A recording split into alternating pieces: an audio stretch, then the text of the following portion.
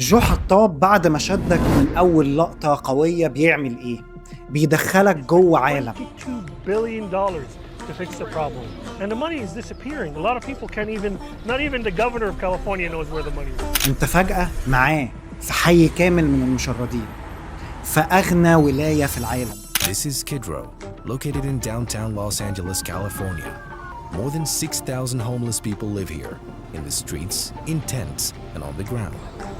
بيعمل السيت اب، بيوريك التناقض ما بين الغنى الفاحش والفقر المدقع. The state of California is the fourth largest economy in the world, as if it were an independent country. Its economy surpassed Japan's in 2024. وبعدين بيجي الكاتاليست إنه بيخش بنفسه وسط المكان، مش بس بيتفرج من بعيد. وهنا بتبدأ الرحلة. There's just a lot of wealth here. This is where a lot of famous actors and actresses live. What I find interesting is we are 7 minutes away from Skid Row. ولكن دايما يا صاحبي في أي قصة بيكون فيها ديبيت. يعني إيه السر ورا الجمعيات الخيرية اللي بتدي الأكل والشرب؟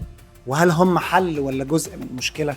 وكل الحاجات البسيطة دي بتخليك تكمل القصة للآخر، إن أنت بتبقى عايز تعرف الإجابة عليهم إيه، وخصوصاً في مشكلة كبيرة زي دي.